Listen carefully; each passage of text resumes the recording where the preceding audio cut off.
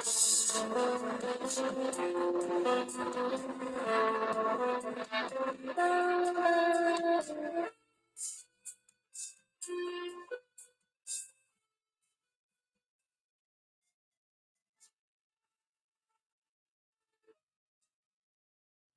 evening, ladies and gentlemen. Welcome back to the Shadow and Sun Show, and welcome back to another Saturday night sci-fi Shadow Chat.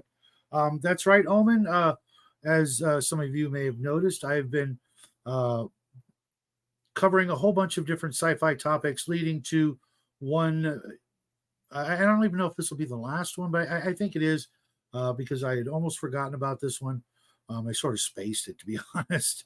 Um, but we had talked about AI and transcendent humans and other alien species and a whole bunch of other different uh, paths along the way of human and alien evolution to get to the apogee of the supreme being, the Kwisatz Haderach, that sort of idea that is pretty okay, Owen. That's pretty prevalent in quite a few sci-fi uh, TV shows and movies and anime and comic books and magazines and things like that, and novels, of course. And while I'm not, an expert on all of them, I thought we would discuss all the steps along the way to getting to that point, and how we would use these in our role-playing games. Uh, Mostly, obviously, sci-fi, but a lot of these things could be used in other genres, horror, uh, post-apocalyptic, fantasy, that sort of thing. And well, here we are at artificial life forms, synthetics, that sort of thing. I wanted to talk about uh, the various examples that we've seen throughout the years. What's up, Hungar? Hey, thanks a lot, Hungar. You got the link. You want to pop in? I sent the link out to a bunch of other people, but I guess most of them have plans tonight or some such. What's up, crafting? But I will throw the link out there in the chat in just a moment. See if there's any other stragglers or people I didn't send the link out to, or maybe they didn't go to Discord to grab the link. But like Owen said, here we are at more or less the end of this journey. Through this discussion, maybe we'll come up with another step. I'm already in bed, 95% asleep.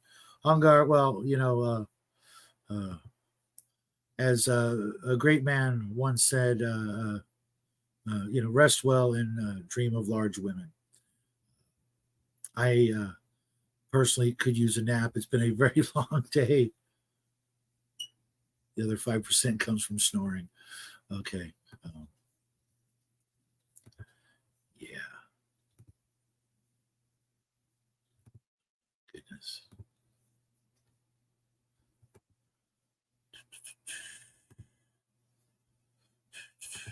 There's the link. But if you guys are watching and you didn't get the link, go check your Discord. I invited a lot of the regulars to hang out tonight. It's been a really long day, so bear with me. I had a lot of chores to do today and a lot of shopping and getting to the post office and things like that, and it was just a very, very long day. But I'm ready for a good in-depth discussion. What's happening, Owen? Not much. If you get other people coming in, I can drop out, so that's not a problem. No worries. Hey, Grandma, how you doing? You want to pop in, Grandma? The link's there. So what do you think? What are some favorite examples of artificial life forms? Well, of course, we have to go with Blade Runner. Mm-hmm. Yeah, you got Blade Runner. You get the other one, which is, of course, well, to be fair, I do like the, where you have the sentient robots, that are not necessarily overpowered. That was the problem I had with Star Trek with Data. It's like, oh, he's just superior than everything else in many ways. Yeah, it would be interesting to see them take data to his logical conclusion, which would be, running the Federation. To be honest, see, that's the problem, is they make everything so it's superior, and it's like, no. What it would be is you'd have one versus the other in many cases, but that was but you know what, he was supposed to be Pinocchio, and that was the point of him, right? But think about it. Next Generation was only a few short years, but imagine 10 or 20 years into the future when all his friends are decrepit and maybe even passed on, go 50 years, 100 years, and he's still kicking around the galaxy. He's going to figure out that the best path forward would be with him at the helm. And if he not necessarily not necessarily, sometimes it's like, what do you want? The problem is we have to be careful for our own motivations. You have to think like each one's different. If his motivation is observation, then he doesn't want to interfere. If you interfere, you lose your, once you become part of the study, then you lose your objectivity, that kind of thing. It would be interesting to see him, go on a walkabout throughout the galaxy, or the Federation, and sort of in disguise or something like that, and learn all there is to know, and then see what conclusion he would come up with. But unfortunately, that would depend on who wrote it. Well, yeah, but all I can think of is the Venture Brothers, where the guy keeps going like, "Ignore me," If you remember that, are you that far along? I think you are. Oh yeah. I'm getting ready to start season 5 for the first time, but getting Jackie to sit down and watch it with me has been pretty rough. I can't get my son to sit down and watch The Mummy or anything else, so it's not just your kid. I've never seen that one, Grandma. Only a couple things came to mind. Would you guys consider the characters from Space Above and Beyond as synthetic? I would, well, and see, when you say synthetic, I also think that they've been grown in a lab or something like that. So I would, and I know that the new Alien RPG for the Colonial Marines, they have where you were birthed out of a kind of an artificial womb. Okay. But that's the real question is, how do I put it? Because everyone looks at the physical sets and it says, are you superior? Which, that you can go, whether that's battle tech or something like that, where, well, we've been genetically modifying for so long, but then you realize, yeah. But then you start missing everything. You start saying, okay, where are they deficient? And then you find out, and that's the problem, I think, with, if you look at real life, is when you start finding out, like those Romanian children that had no physical touch, even though they were physically fed and everything, they died because they didn't have those human interactions. And wow, I'm totally unaware of that.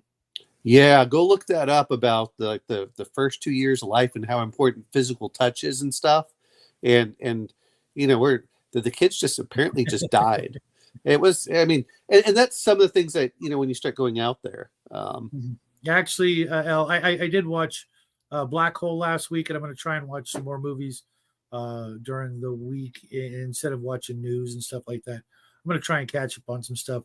I had never seen Black Hole. I read the book and like 3 times as a youngster, back to back, and I just couldn't understand it. Then seeing it, okay, I get it. They went through the black hole and went to heaven or hell, depending on what they were supposed to go to. Well, that's the way I do you consider a cyborg a synthetic? Well, honestly, what I was going with in my mind was something that you go more with the replicants or stuff like that, like you get from Blade Runner, things like that. Yeah. But I was also thinking about Data, but another one of my favorites that I didn't want to get to until later, but was believe it or not, Robin Williams in Bicentennial Man. Okay. Yeah. Because what he did was, he started out as a robot and had lived so long that he obtained so much knowledge that he he was able to start designing human like organs, and basically created himself almost an entirely synthetic body. It was, maybe it was cultured from human tissues or something like Hmm. that. But I got the impression that, why stop there? Why not come up with new materials that weren't organic, or that were not, born from a mother, that type of thing. Maybe even plastics, or silicons, or things like that. I'm not familiar with the Judge Dredd breeding project, L, but I was wondering, if you guys had any other ideas, or references, or other examples. Uh, I ran this campaign in a Villains and Vigilantes game, where there were these, what did I call them? I call them synthoids. They were synthetic humans that were basically, I'd borrowed the idea from Future World, where this bad guy was creating artificial life and replacing all the big people throughout the world with these synthetic beings, and it led to the player characters actually failing when they went to speak with the president and found out that he was one of them, and he had them all taken off and uh, disposed of. I ended it, like, the campaign right there when they found out, and the super troopers came in and took them away. The game was over. You guys lost. You couldn't stop it. You didn't figure it out, and but Well, but my idea there was that they were literally not made of human flesh. They were made of something different, and I didn't really go much into it because, mind you, this was in the I want to say the '90s, the late '90s. I think I ran this campaign. I ran it for a good long year, and it was a lot of fun because it was like we were talking about the other night with the X-Files, where you have three creatures of the week, and then one, mega plot. yeah. And I would run the V&V game, beat up on a bunch of supervillains for a couple of nights, then a little couple of hints about what's going on, and then uh, go back to that thing. Well, I mean, sometimes when you're looking at it, is you're always looking at like, well, they're superior. They'll automatically take over. The question is maybe, and sometimes it'd be like, why would you stay? You just kind of get out there and then Mhm. leave. That's what some of them come down to. And like, look, we'll just leave Earth as a, it's like, why would we deal with you? Sometimes they want to do it, but I'm like, if I'm leaving, I'm not coming back. It's like going over to an abusive household. Bye, mom and dad. I'm gone. Never going to see you again.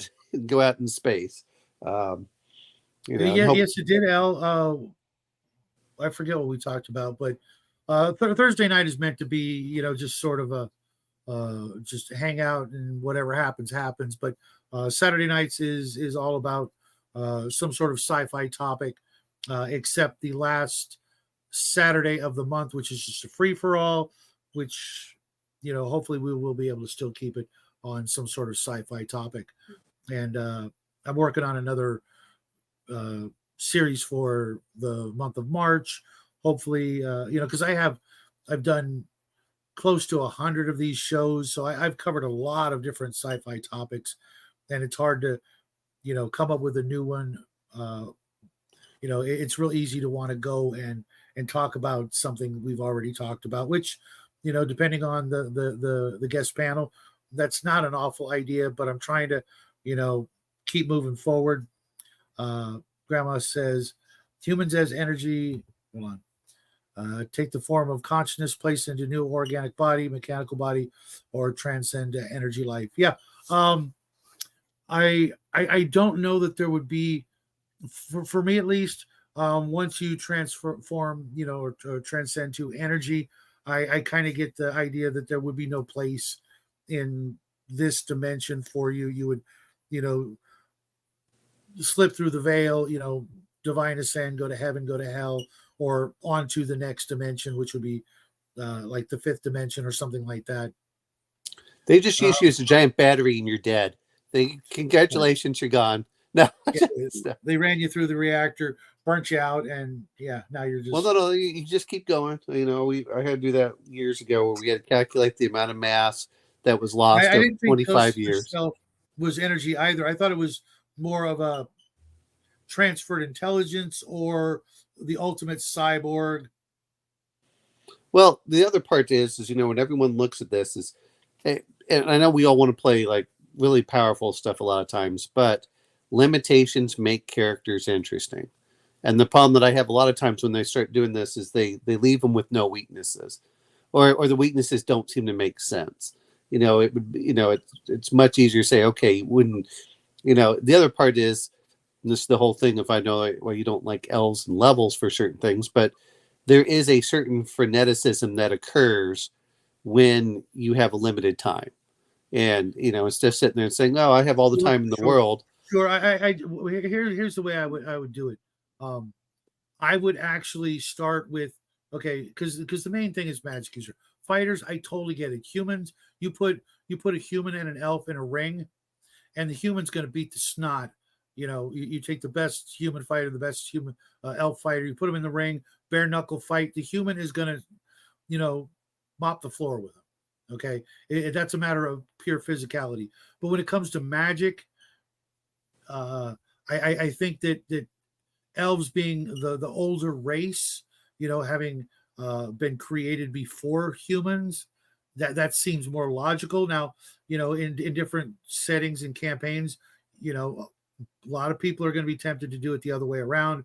I just can't picture the elves coming after humans in the greater scheme of things that the gods made humans and then went, oh, now we'll make elves. I think it would be the opposite. They would make the elves first, and then from that mold, then make humans for obvious reasons. Like the lifespan. Well, they live too long. It's too easy for like an elf to divine ascend compared to a human. They're going to live for thousands of years. The opportunity to get more powerful just by living and experiencing, it would be very easy, I think, for an elf to do all the things that would be required to divine ascend, which would be, gain followers, go on quests for your god, raise your stats to an insane level, mirroring the gods, and then the gods would throw you on a quest or two, and if you passed, Yeah, you but divine but but but ascend, and then but you're but out of but you're the. missing the main point. There is you're not part of the which is why humans anyway that comes into alignments. The gods are fighting over human beings because human beings have the ability to shift one way or the other, whereas elves don't. But Well, that's part of the point of it was that to be well, fair is they take I a lot think of tokens. that's a setting thing. I think if you Yeah, take, for example, some of the other elves that have existed elsewhere, only going by Tolkien, I think is a huge mistake.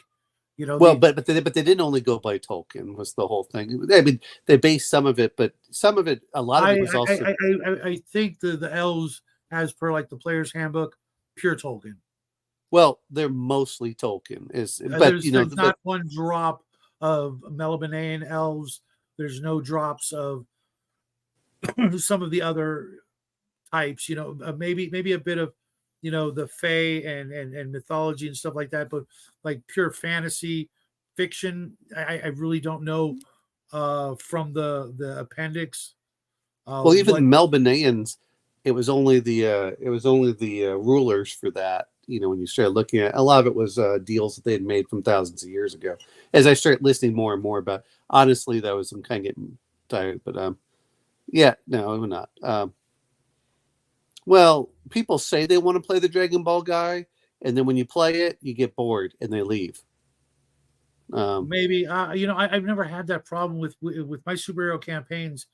They all every last one of them lasted um, the bare minimum of a year to decades, because I I'm, didn't run the sort of stereotypical tights and supervillains. It was more like a universe where some people had weird abilities and some didn't, and what did they do with them? Kind of like a cross between um, the Heroes TV show and throw those kind of characters into like a Star Wars universe where there's all kinds of things going on, and Well, it was very almost anti superhero.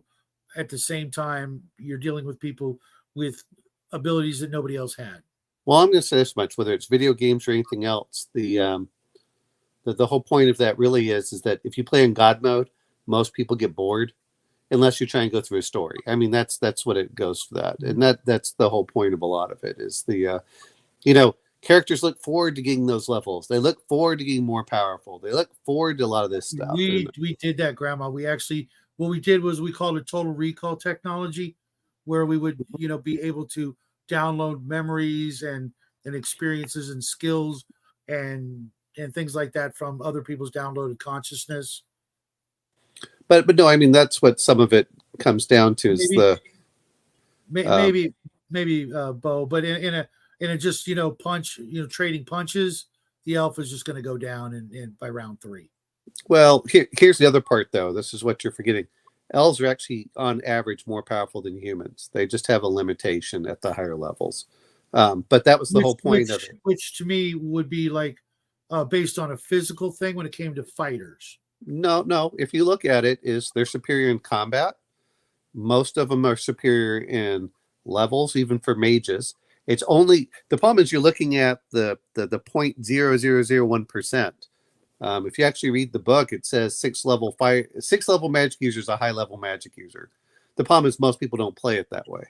I can't help it, El. I am what I am. I know. There's going to be good and evil, and I think we can all agree that the basics that are in the 10 Commandments. Maybe you want to take out a couple, but there's some pretty basic tenets of good and obvious tenets of evil, and I'm going to go with those. And it applies to most religions, though. That's the whole thing. And there's a Bo. Oh, sorry, didn't mean to cut you go off. for that. Because I got way behind on chat. I was thinking about that today. Like hobbits, dwarves, elves, and gnomes in science fiction. While it's been done by a couple of companies, I'm not really a big fan of it. That's why, like my elves, I did a whole bunch of work on them to make them something other than Tolkien elves. They're really similar in a whole bunch of ways, but I changed them enough to where they were more like just a race of immortals. All demi-humans are mutants. That's all demi-humans are. They're mutant humans. That's that in sci-fi. My point if whenever I want to play sci-fi is I want to play something not human. Completely not human. That's why I left the Drela sites from the Star Frontiers. But no, I mean, okay, let's not get too far off. Let's go back over to the replicants and stuff before. I know we went way off. And why isn't Bo in here? And why isn't RPG Grandma in here? Get in here, people. No shit. The link's there. And why is this doing this weird thing on my screen? Sorry. But the problem I find with a lot of it is if we're going to talk sci-fi, anything up.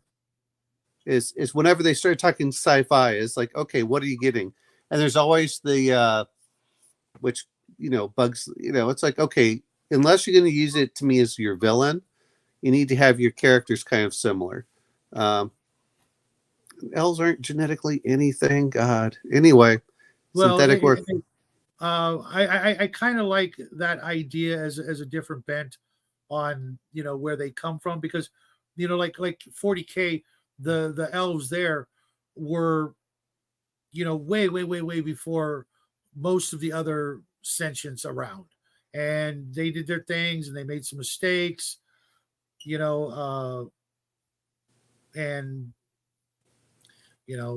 some if you're not going to have a one main creator god. What's up, Grandma? Who's your friend? Hi. The other DM's hiding. Okay.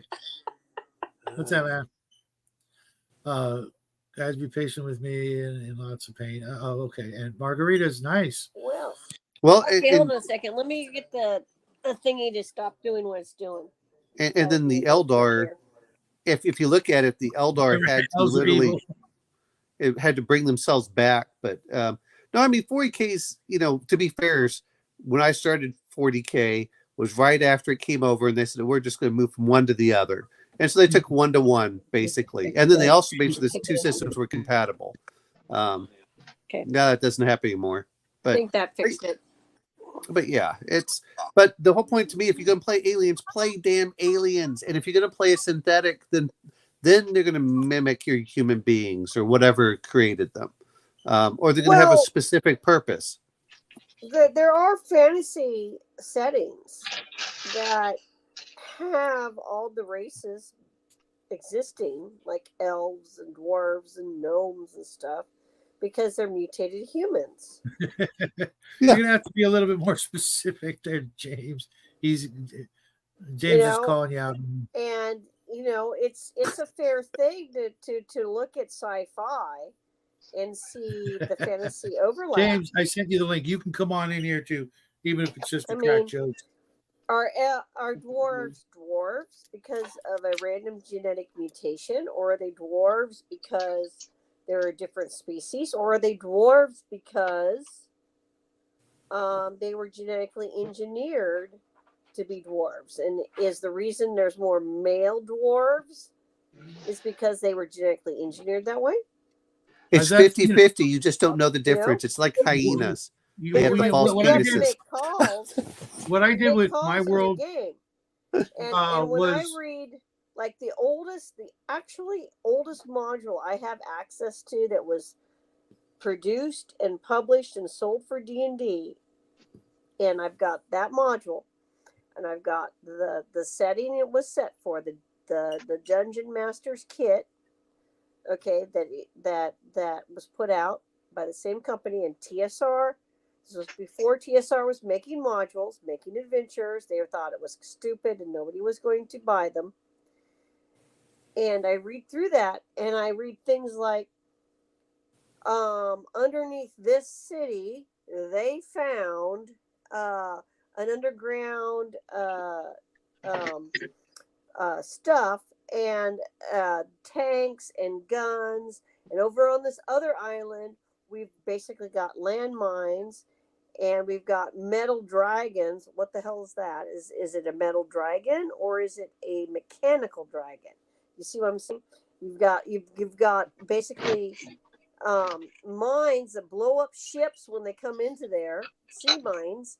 You've got something that's immortal, okay, that can take various forms and is sounding like a computer, and we're sounding like robots, and we've got guns, and we've got tanks. We're talking about D&D then becomes an apocalypse setting that's so removed. Like Gamma World, they know something bad happened. Mm-hmm. But that's actually how I ran my D&D worlds. Far removed, they've forgotten that something bad happened. But you want to know something that was prevalent throughout Blackmore and Eric von Lustbader's Daishan. But it's the problem is that we have this dichotomy now where we think that sci-fi is completely different than fantasy, right. Whereas back then they viewed them as they overlapped and intertwined and everything else. Whenever it all depends on the author, right? But so yes, it totally depends. Totally depends on which way you want to go with it. And I've gone totally mythical with dwarves, and I've gone totally sci-fi with dwarves in a fantasy setting. I've done both. Well, I was thinking Traveler 2300 with there's one of them that they're what is the gravity? It's like 2.5 or something like that. So everyone looks like dwarves because that's the only way that they can really function.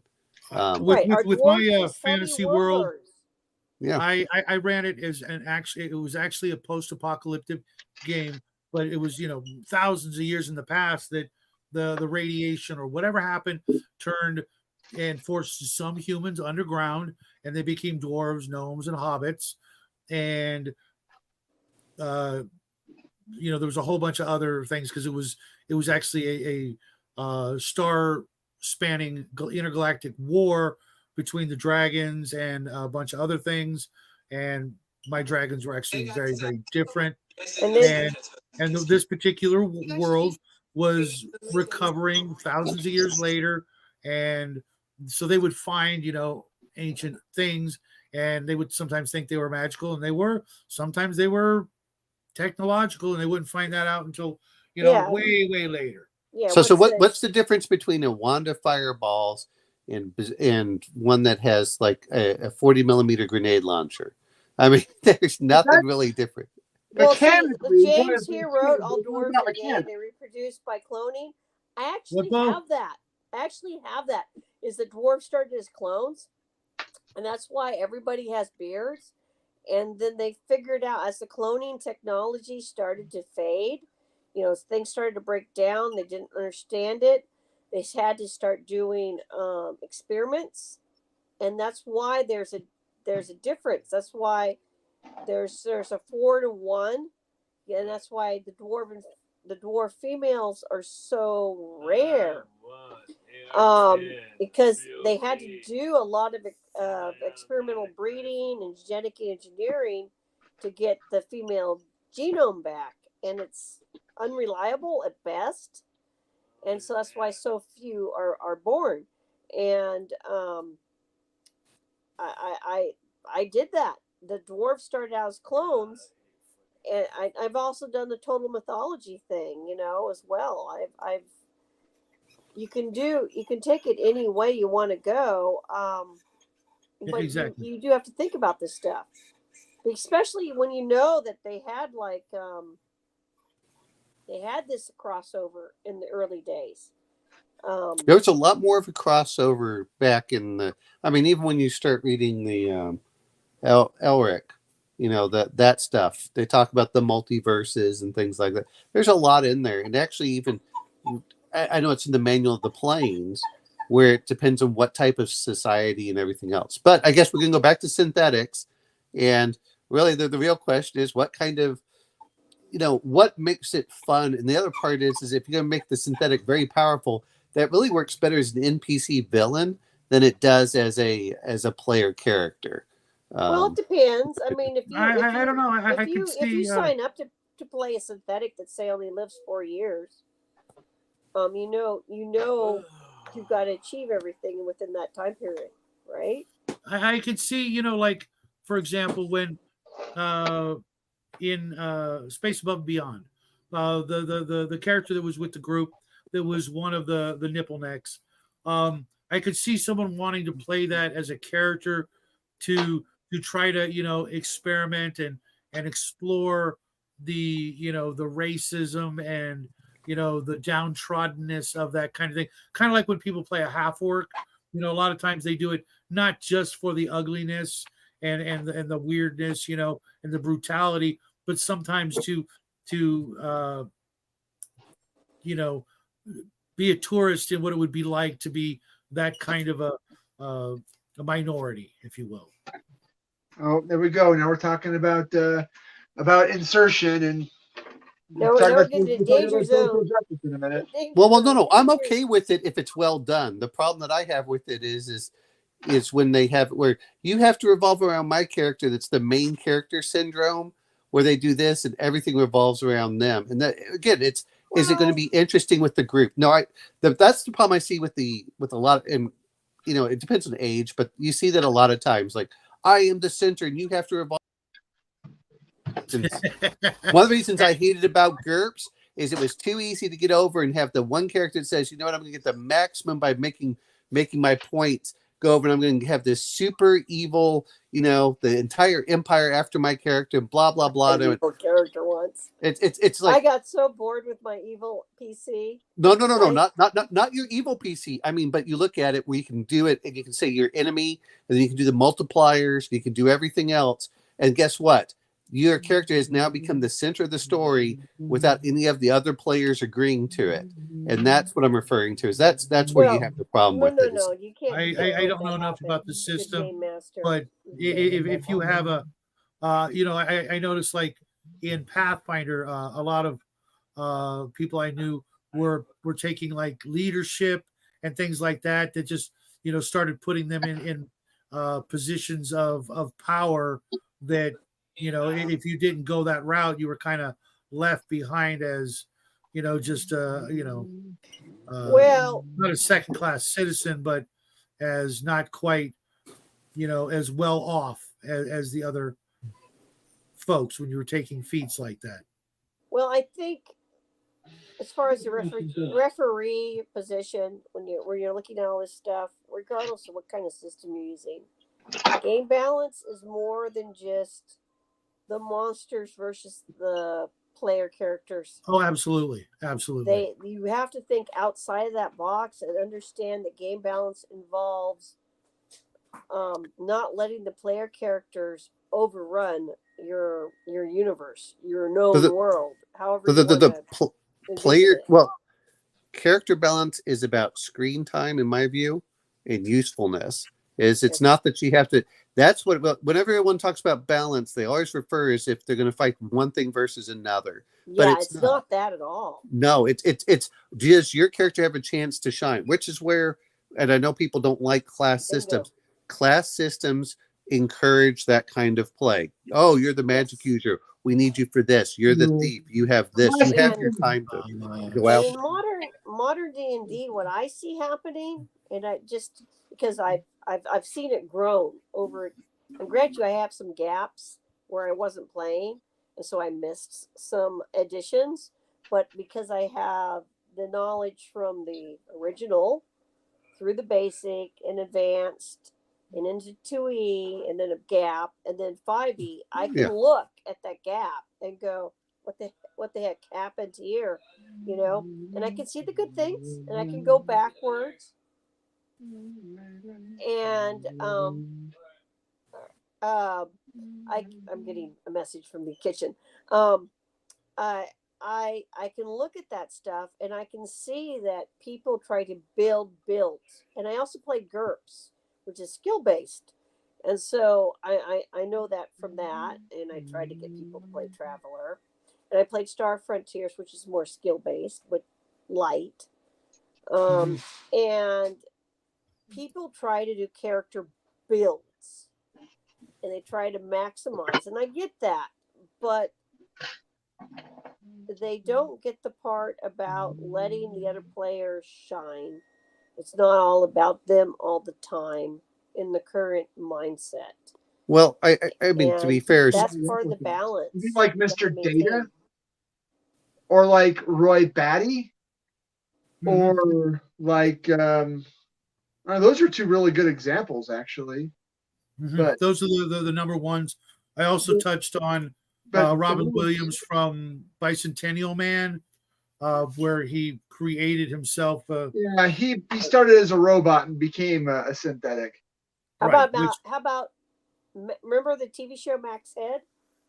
Max Headroom? I did. Yeah, Max Headroom. We were just talking about that. He was a simulation, but sure. At what point do you just you run them as NPCs? I think it's a vital part of science. It's become a trope in science fiction. It goes all the way back to Metropolis. Fritz Lang and the silent movie, the 1920s. Right. Oh, it goes all the way back to Frankenstein if you really look at it. Technically, yeah, you're right. Yeah, what's up, Spencer? Creation thing. Yeah. Golems are synthetic life form. I mean, that was the whole point with Frankenstein, is that if you actually read the book, he was worried that if he gave him a female, that there would be they would overwhelm the human race. And that was the whole point of that. That was now the whole thing that we see in movies was nothing like the book in certain cases. It was, all it says he went up there and then he came down and all of a sudden he had that. But yeah, well, who cares? You're still playing a game if you're writing a story. It's, guess what? Role-playing games are stories, whether people like it or not. The rules just depend on where your story can go. Existence, they're stories, yeah. Yeah. Yeah, because all the GM does, the Dungeon Master, which was created by, that term was created by the fans, and TSR went and copyrighted it. Lots of things, they own it now. But all the guy, the referee, the judge, the big cheese running the show, as far as putting ideas out there, all we're doing is creating conflict, putting some scenarios forward that maybe the players bite on, maybe they don't, maybe they go with what we're thinking, maybe they go left field on us, like right off the cliff, and even the old modules. If you go Yeah. look at U1, U2, and U3, there's a story already in there. Yeah, But it's there, you know, and it changes based on who's playing it. Yeah. And what they do and what they don't do, what they do, and it doesn't matter whether you buy a module or whether you come up with some ideas. That's the way it goes, and then we flow with it. Say hi to everybody. Hello. So Hi, kiddo. everybody's around then is what we're saying. Is that the The consensus? video game effect is everybody wants to maximize to win, Well, that goes. not That's understanding you Watson- never win Watson in a did role that. playing game. so WotC turned D&D into a deck building game. Well, it was kind of that way in 2E. It's to be fair. It started as soon as we came out with video games. It And came video out. games were fashioned on D&D. So we can't get too mad at them. I mean, I'll be honest. It's come out since every game we've ever started that had some kind of rule that allowed you to do some kind of modification. I mean, even when I was a kid, it was like, ooh, I can do this multi-class, or what about this dual class character I can do if I can get to this level, you know, because people think way ahead, and that's just happens. It's just that's kind of way. It's really weird where, like, I've been reading an old game that's defunct that will never be reprinted, so you just got to find a PDF of it somewhere. And I happen to have a PDF that somebody sent me years ago. So and I've actually played it. I played the armies, clashing the armies in it. And it's mostly a war game, but there's a whole section that's one-on-one, so you could go out adventuring. And so but it only has one class. That's fighter. And it's that old. It only has one class. And so it's back in your Brownstein times. Are they robot fighters? No, well, they're human fighters, but because everybody has the same type of armor, there's no armor class, so it's level versus level. So there's really no way to maximize that class other than equipment, getting your experience points and getting your equipment. Yeah, that's it. Well, see, that's a big factor. Better weapons is how you maximize that class. But see, people have been maximizing that forever. It's just natural for it that this whole idea that somehow the players are completely different than they were when we were as a kid. I'm like, no, they're the same. They're the same.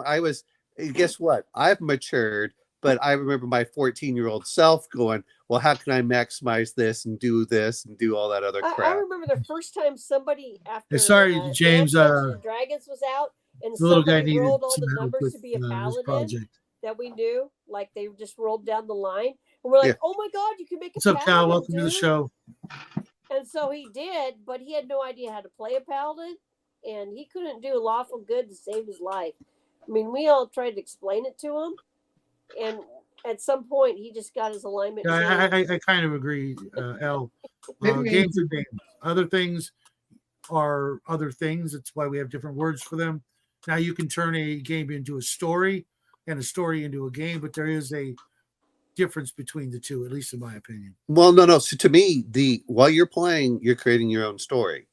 Yes. Yeah. That's the whole point. To be doing. But does it have robots in it?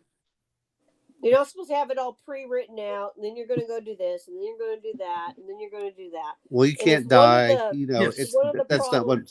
That's different. Maybe androids is pre-writing the story too far in advance. No. Don't do that. You're wasting your time. Well, even writers, whenever they write, will say that they don't know where those characters are going many times when they're writing. They have an idea of where the end story is, but once they get into that mindset, they follow the character and what decisions would he make, and that's where they follow it through that. It's this whole idea that somehow these characters are different. I don't like this whole thing. Everybody had to imagine that even for just a second. Which part? I mean, yeah. Feel like I'm rubbing the 5e starter for molasses cover. There's nothing wrong with that, James. I'm going to tell you right now. There's a lot of people who are, what's the word I want? Pretentious.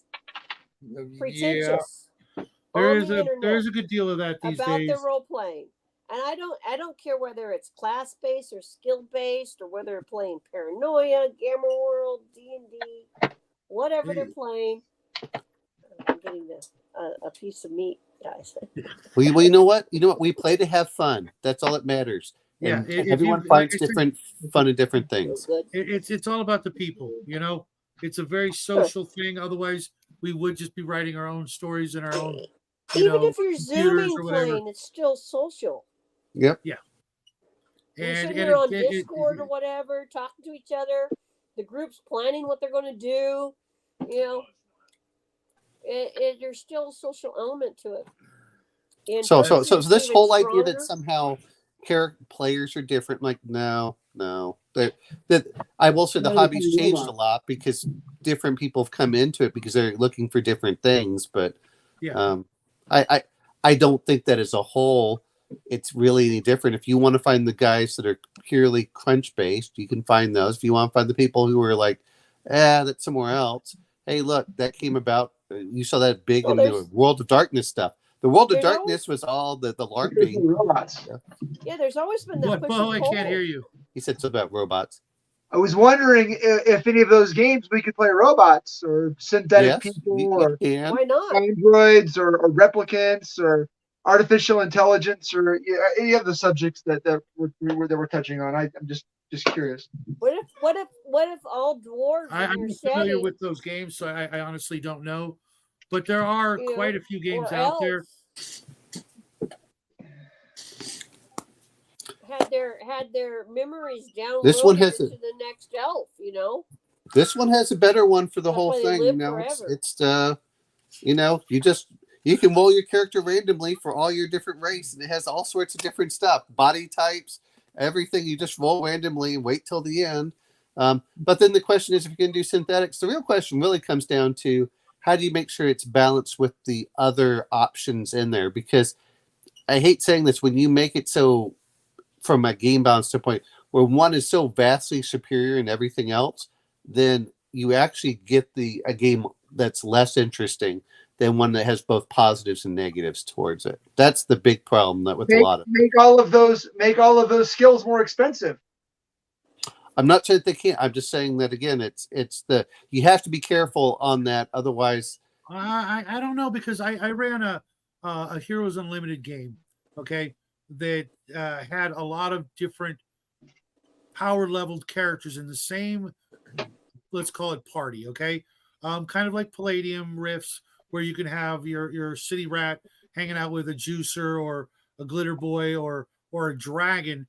If you know what you're doing as a GM and the player says, I want to run this kind of character, and knowing what everybody else is running, then their own journey shouldn't, it's not a competition. And a good GM is going to, like you said, let everybody have an opportunity to shine, and the players aren't going to be all grumbling, oh man, we should have all run the same kind of character because so and so is too overpowered. Sometimes the X-Men's a great example as well. I was thinking about this the other day, how in the X-Men there were a lot of characters with vastly different powers and abilities and personality types, but they still hung out and contributed to the current thing, whatever the current story was, or the current mission or adventure or whatever you want to call it. And sometimes the physically weaker characters had more screen time because they were more compelling versus like a character like Colossus. He never got any screen time at all. He was just a big brute, you know what I mean? Turns into metal, and there was very little interesting about him a lot of times. Sometimes they would show you a little behind the scenes, but that was okay. Whoever was running Colossus probably didn't mind. He was probably that guy who just wants to go in there and clobber shit and doesn't care. Whereas you have other characters who maybe run a weaker physical character because they want their story and their part of the adventure to be more about the role playing and interaction and speaking, as opposed to trying to lift a car or fly or something like that. the compelling thing or interesting thing about the character is how they interact with these overpowered individuals. For another example, Cyclops, he had a really powerful ability to blast crap, right? But if he took off the glasses, he could hurt folks around him. And if you shot him with a 22 bullet from 80 yards away, he was going down. He was very physically fit and all that, and could probably throw a pretty good punch. But at the end of the day, you shoot him, he's going to die. Well, yeah. Wolverine, you could That shoot was him your game 100 balance. times and he's just going to walk out of it. But see, sometimes again, probably this is what comes down to what the character's going through is you don't want to make it so it's just completely over. And again, you don't want the player also trying to suck all the air out from all the other players, which can happen, which can easily happen. Yeah, I mean, and that's about maintaining order on the game table more Yeah. than it Right. is about anything else. well, but that's my point. some Is people- it's the more people don't discrepancy even you need have. Owen, some players who need that spotlight or that's what they're there for, they don't even need to run a powerful character. They can, through their own force of personality, sort of demand more of the spotlight, especially if you have a group that has a couple of players that are shy or new to the hobby.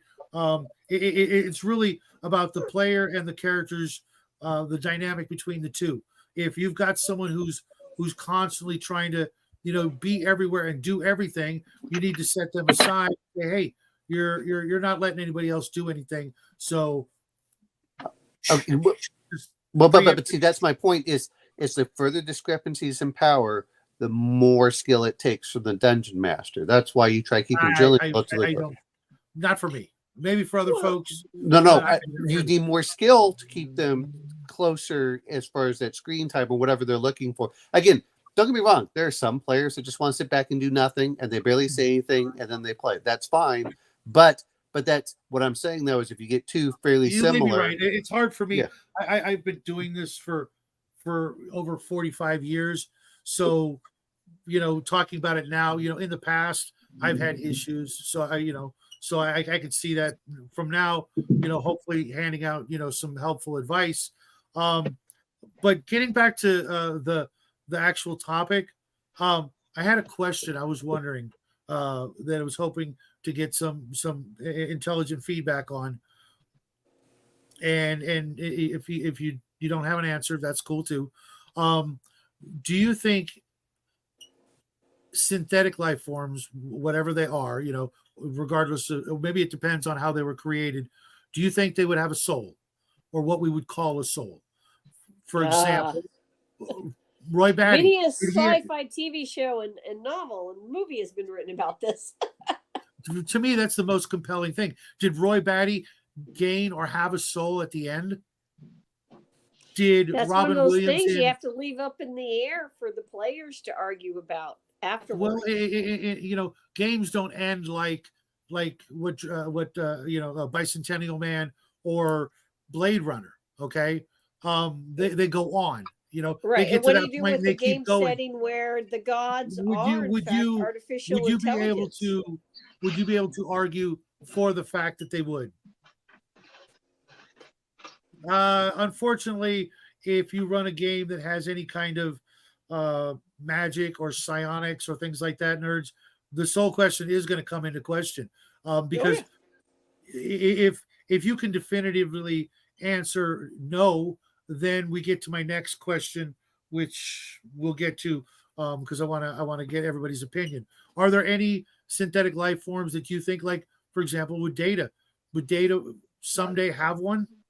no, Never. No. I'm gonna No. go either. never, Okay. What about Roy Batty? no. No, it doesn't mean though. It's so in Huh. real life, I would say no. In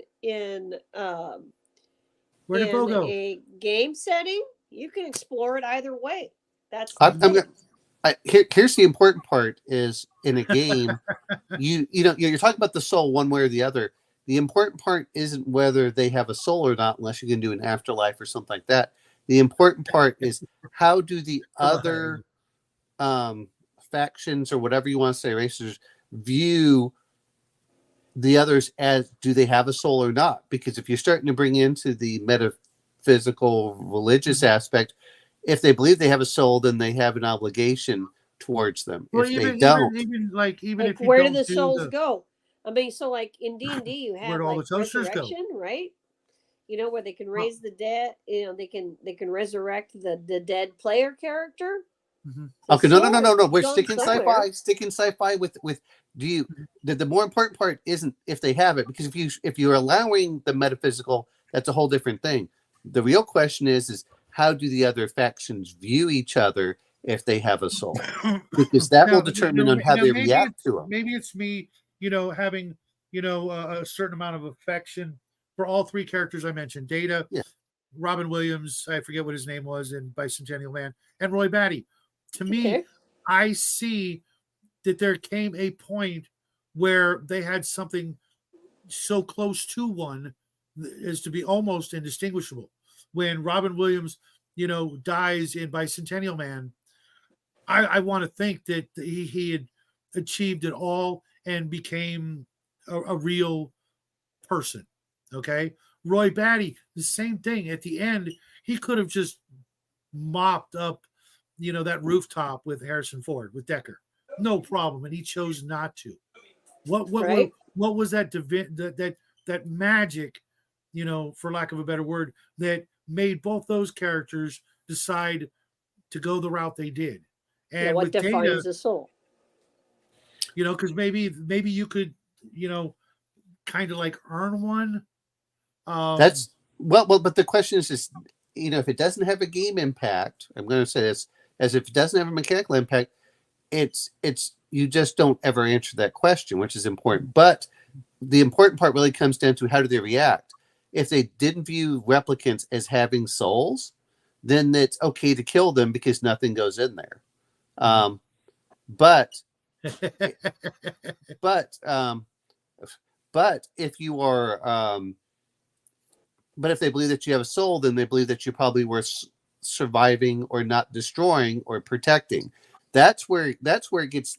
That's where you get the metaphysical mhm. aspect in there. Is Well, you go because over like So yeah, um, and then if you have the metaphysical aspect in your game, so you have deities and stuff because roaming like around, I've had games. presumably collecting souls that belong to them as far as followers and Mhm. doing something with them, whatever that is, then could a synthetic consciousness be considered by one of them to be a soul if that synthetic consciousness was worshiping them?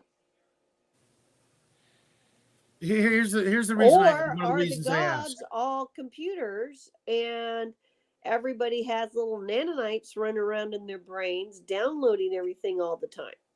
Here's part of the What's reason the why I went nature of into a this. soul I've had games in where your game? people, they're playing different kinds of characters, and one's this android, let's say, right?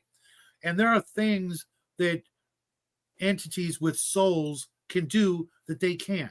Psionics, maybe magic, um, you know, other, emotional type situations, falling in love or even reproducing and things like that. And if like say a character wants to run an android, but he wants to someday get a soul, you know, is there some actions or some things or even a quest or an implant or something that would facilitate the equivalent of giving it such a thing? Now most people are going to just say flat out no, because that's the difference between this and that. But then when we look at Red It's a Dwarf, machine, it's a belief clone. systems, Hmm. toasters go to heaven, humans don't. Human Right. heaven's made up, Hmm. according to the robots. I'm glad you got that. but Yeah. but but Only but, but, they but go to heaven. how you interact with each other. Again, if you believe that the other one has a soul, you're going to treat them differently than if they don't. Right. That to me is the more important part. Now I know you're talking about magic and physics. Again, I don't really like adding a lot of psionics, though there are some places where it seems to be okay in certain things, more of like a multidimensional aspect. Mhm. But part of the reason I have a harder line I'm going to play sci-fi, I'm going to play generally hard sci-fi. And if I'm going to play some, not always, I mean, but like Mutant Chronicles would be that other weird thing. But then the other part that I look at, you know, I don't even like the term sci-fi and fantasy because I think it's all fantasy. You know, technically, sci-fi is a fantasy. Okay? Well, the biggest fantasies are called Harlequin novels. Okay, those are the biggest fantasy books out there, and they don't involve magic or anything. So no. Why hell? Because I'm a religious man, and these things actually enter my brain, and I have these questions. I get it. You're not, but I see these questions in my groups and in my games and in the stories I watch. You know, when I watched Blade Runner, when I watched Bicentennial Man, when I watched Red Dwarf, when I watched what was the other one, Star Trek, I wondered, you know, is there ever a point where they're on par with whatever makes us able to have these conversations, that whatever magic it is, whatever divine spark or whatever that special something that we have that all the other creatures we know about don't have. Is it possible for these great characters? Roy Batty, that character was fantastic. That was such a, you know, a lot of people don't like that movie, but when you just look at Roy Batty from Blade Runner, he was an amazing character. He could have just gone full bad guy. You know what I mean? Yes, he could have. Well, he did. He was full bad guy. You don't need you're correct. You don't need a soul to play any of the things that we play. And so, but one of the things that fantasy novels and sci-fi novels do, whether they're doing hard science or whether they're just doing magic. That's a good one. Is the nature I didn't even think about that.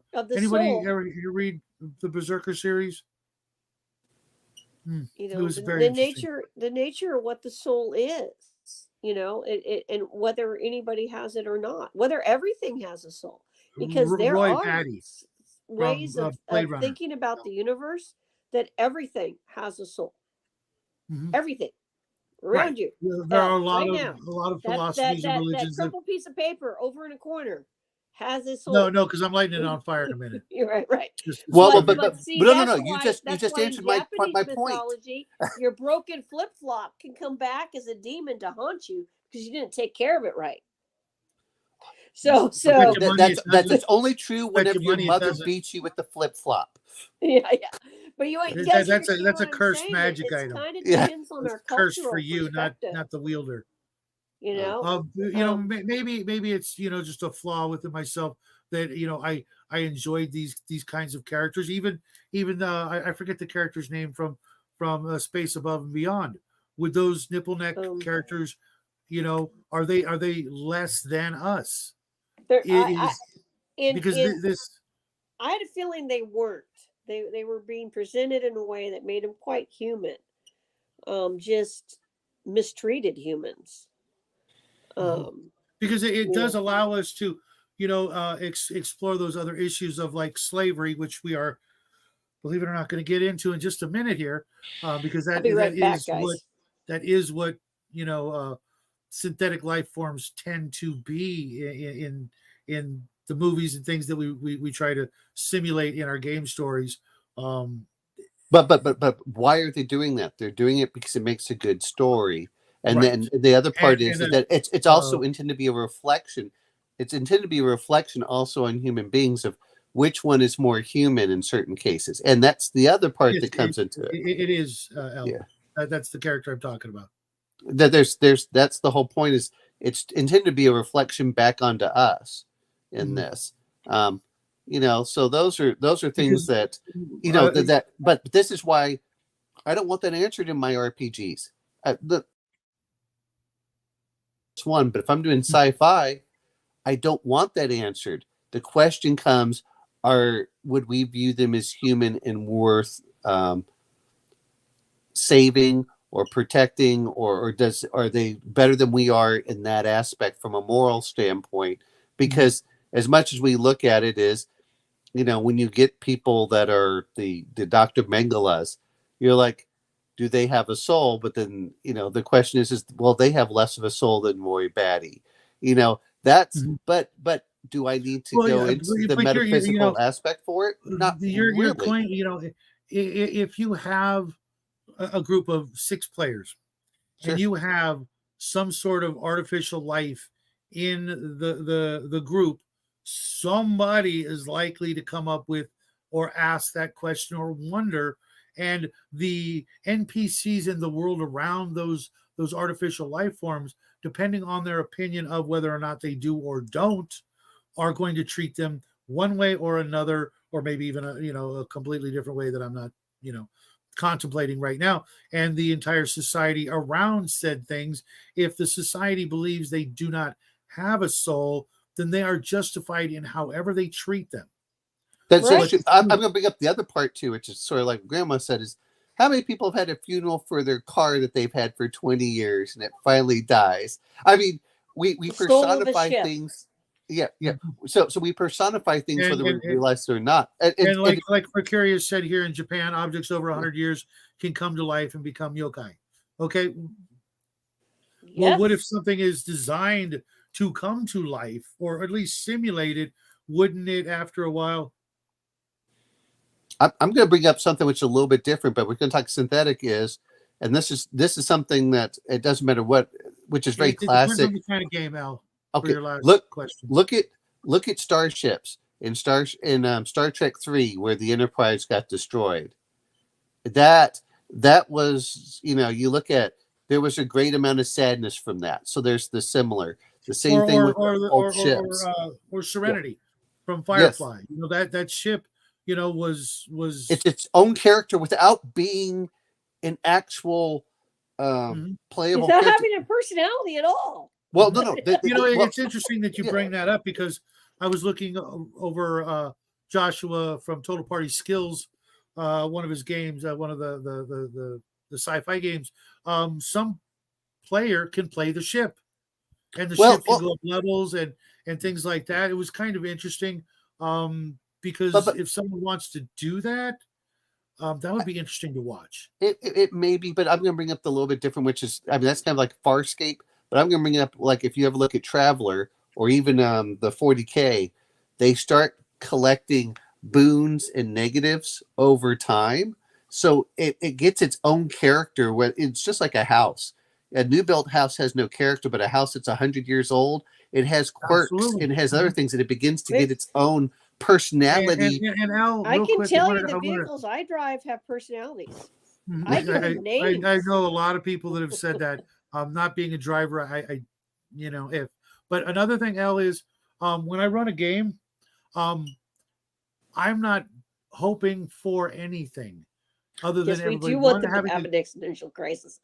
that's all on them. Players don't have existential crises. If they Yeah, they do, then don't. that's I have seen it. I have seen characters. I've even run characters that were completely like, I don't know what the frick to do, or this thing is bothering me, or something like that. When I'm running a game, it's not on me. If I throw situations and events and stuff that then make one or more players have something akin to an existential crisis, that's part of the story, and that's not on me. I'm not going to try to steer away from anything other than bad behavior and more bad behavior. Okay, I'm going to mention one thing about L and the AR. Dude, what kind of friends do you have? We all break out our ARs. So it's a mini arsenal out here. Okay, it's, you know what we do is we go out and we shoot metal. And ask anyone. Oh, a perfect example is if you want to talk about you want to talk about Firefly. Look at Firefly and how he treats his gun. I mean, El's not you seen mean my safety kill Jane? video special, has he? Okay, now, like I said before, the reason that I was asking this is because of the slavery issue. In almost every game or story or what have you that has synthetic life, the issue of slavery comes into play. It was the same in Star Trek with Data. They wanted to turn, him into a slave, and that was a big thing. I was actually one of my favorite episodes of Next Generation when they, I think it was called The Measure of a Man. And, because I liked the character of Data. I thought he was very interesting and compelling. A lot more original than Worf and even Riker. But, you had to like Riker because he was the closest thing you were going to get to Kirk in Next Generation. Only when he grew the beard out. Before he had the beard, he was as boring as could be. Yeah, the beard made a Absolutely difference. You're absolutely right. You're absolutely right. Oh, Yep. speaking of of personality, course, he didn't have a soul till he had a beard. No. okay. And the same with Roy Batty, and even in Bicentennial Man. In Bicentennial Man, there was the female robot I hear that you, was a was nerd on that one. was very upset, of having to do what she called bitch work, because she was evolving. That robot character was evolving to realize that, yeah, I'm basically a slave. Okay. And Roy Batty, that's what they were fighting against the whole time. They knew they were people, and they didn't want to be slaves. And, like, God, what a horrible existence Pris must have had as, a chew toy for the Marines that she would just get tossed to as a walking, talking blow up doll. Well, here's the other part though, is if you look at it, is did they get souls when they started having backgrounds, or until, when they're blank? But that was part of the reason they left them at 4 years, because decide to do something different than what humanity tells them to do. For yeah, example, but that's what gave them a short Canada lifespan. solved the problem for us with the airlines.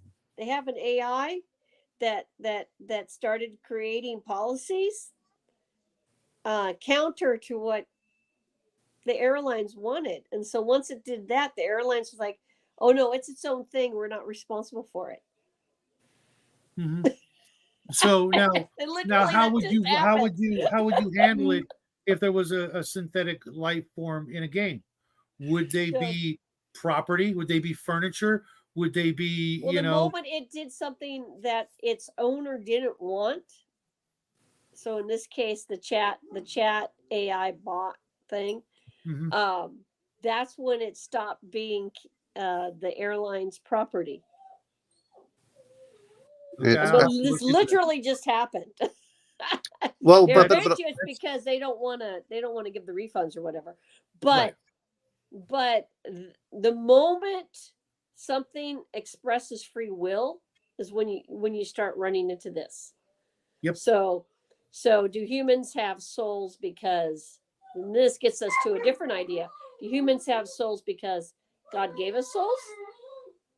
Theologians. I don't want to start a big debate here, it's because we decided to do something different. I'm going to bring up the other part, which is when you start looking at, because you're talking about synthetics, and everyone talks about these highly intelligent, but then that gets in the same point of, what about your domesticated animals, in this case, which is your dogs and your horses? Dogs don't always do what I tell them to do. That's my point. But they would still be, that's the other part that comes into this. When we're talking about a lot of this, is we're also forgetting that there's a symbiotic aspect to it, because a lot of times people want to say that they're completely separated. Whereas when you look at like dogs, in many cases, we need each other. And so now you start getting into this, and then I know we always you know what the word I'm talking about. Yeah, that's right. Yeah. I can't do it either. I guess the word doesn't exist. We'll just so stop the using and the definition of what the death of life furries kind of happen right together, here, right. Unfortunately, but then you got to define what life is. I guess furries live because I have. We talk about life, but really it comes down to, regardless of what you go, is and it's a reflection of the characters. How do the characters treat them? Because that usually reflects on their personality. Because people treat other people poorly, I think we all and we all that, recognize that they're human, but there are people in Africa who will look at a pygmy because they're smaller than them and say, well, they shouldn't have the same rights as me, and they don't have the same kind of soul as me. I'm not saying that's, but that's my whole point of all of this, which is they're human. You are determined by how you treat the things around you.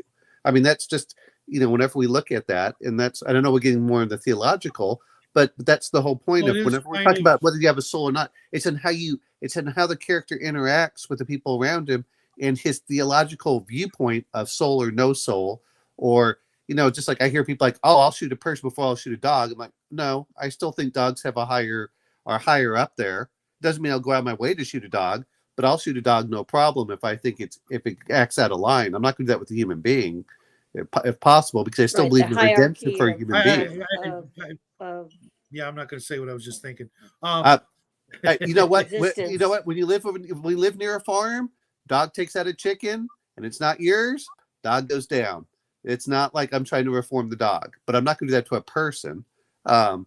That's where the difference comes into things. That's where you get this hierarchy of Well, morality. it's hierarchy of morality, and morality is about law. And people don't know that. Ethics is different. Morality and ethics are two different things. People don't know that. Ethics has Morality nothing to do literally- with morality. No, Ethics morality has is nothing to do with literally the morality. legal code. And the legal code doesn't have to be ethical at all. No, Grandma. Ethics has nothing to do with morality or law. Right. It has nothing Right. between those two. Morality tends to have a basis of values assigned to it, Right. which is different, and then that gets into the law from there. You have morals first, and that usually goes into the law. But Right. ethics does not, and I can say this because go look at lawyers, go look at different professions. They have completely you can different be ethics. ethical and extremely amoral. Yep. Yeah. So people don't understand. They think it's all the same, and it's Sorry, I not. just spilled my paint water. Yeah, legal, Oh, no. illegal, moral, amoral, ethical, unethical, value-based. They're all. You have to actually dig into it. And see, this is what also comes back to the You're a meerkat. the whole thing of whenever you're talking about the synthetics. Really, the question is are they viewed as a benefit or a negative? I mean, the perfect example is if let's you look at Star Wars, IG-88, R2D2, and C3PO. And part of it is if you're going to use the synthetic is, are you following even though you have semi-free will, you're still there to serve. Which doesn't necessarily, a servant can kind of be a slave, but you're treated better than what we generally view as slavery. Right. You're not disposable. And because you mentioned Star Wars, C3PO was, I forget exactly what the term was. Protocol droid? No, a cyborg or cybernetic. Well, they're sentient. R2D2. No, they literally use in their own way. He literally identifies himself as a cybernetic something. In the movie, he was he used the word cybernetic to describe himself, which to me means that young Annie was freaking. And mind you, this was in like the first Star Wars movie. Remember, that meant Annie had gotten a hold of some leftover brain and put it in a robot. But I digress. I think all the droids in Star Wars were AIs that I could see in a game setting that they had evolved to the point where personalities. Well, not just personalities. If the game mechanics allowed for it, you could buy a soul with your right. There you go. Thanks, Al. I'm C3PO, human cyborg relations. What the frick does that mean? Cyborg. Yeah. Okay. Well, He's just an interface between humans and robots. Yes. It's just a weird way to put it, in my opinion. But okay, that's cleared up. In a game situation, mind you, like Bo, he only wants to do hard sci-fi, doesn't want to mix genres. That's cool. That's probably look at General Grievous, which is pretty much a brain in a robot body, right? A brain in a jar, Yeah. absolutely. Yeah, after one of my favorite bad guys. But most see, most people Like him. can't handle mixing genres, and I get that. Bo mixed genres we were playing. You know that too. Now, yes, he did. Barely. He did. But the other part of when you start going into it is that this is where it comes down to is when you're talking about psionics and souls. Well, then that point, hey, look, you don't have any. And if you really want to get into it, if you're your favorite AD&D, only dwarves, halflings, and humans were allowed to have psionics. No other race. Wasn't that changed in second E? We're Or not Dark counting Sun? 2E. Dark Sun was a whole different thing, but then you also had the Thri-Kreen with their own psionics. Okay, everything Which gets that. means if Dark Sun was a different thing, then that means that was only a suggestion for the traditional stereotypical AD&D world setting. In anybody else's world setting, you could throw in psionics as you saw fit. Well, yes, but in 1E, it was only dwarves, halflings, and humans. That was it. And why would that be the case? Because that's what the rules said. Rules is written. That's what. No, you already know I don't run raw because as soon as you make your own setting, you have to change things. You can still run raw with it. You just don't play that same setting. If you mean by raw as in including the afterward, then yes, absolutely, I play raw. But I'm saying, but if you actually look at number one, and you never rolled for my character, see if he has psionics. No, just teasing. How do you know that? So I didn't see you try rolling anything. So anyway. No. What I would do is I would have you roll percentile and not let you know what you're rolling for. I know. That's why I said, I haven't rolled any percentile for any of my characters. So I'm just teasing you. I'm just teasing you about the whole thing. No, the settings are all different on purpose to give different flavor. And something like Dark Sun, clearly influenced by like Edgar Rice Burroughs books. Oh yeah. I mean, there's no getting around it. Well, everything as well as Arabian Nights, and there was something else. Maybe Dysan. I forget what I was. Well, to be fair, D&D was influenced by Edgar Rice Burroughs. It even says in the back of the book, But here's the point that comes into it is, and I'm just going to go for. I'm not looking like the WEG. It says droids do not have the ability to have to use the Force, and players understand that when they take said characters, But that does that mean that players don't want to play them? If it's an option, players will generally pick what's an option. Say, okay, what am I going to play with it, and then run with it from there. It's like, okay, I'm willing to accept this. But the same part. That's why I was asking in a game situation, because in gaming, I run almost every game I have. Hold on a second. Sorry about the noise, folks.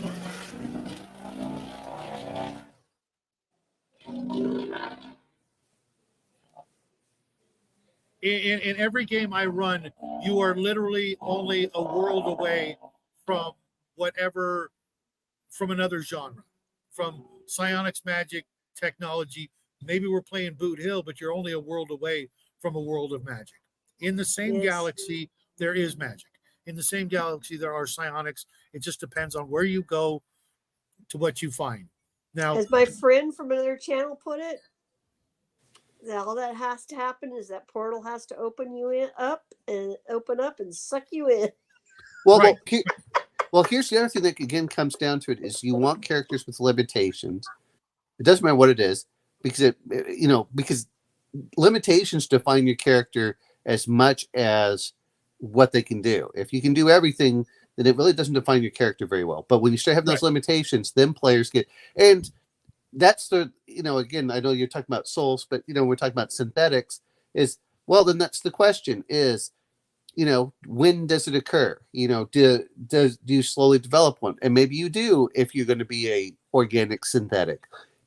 Maybe when you become an AI, you start, finding out other things. That's the question of, is the universe a simulation or not? Those are things that come into it, which is the other part. I think that, and we all do this, especially with games that have karma associated with them.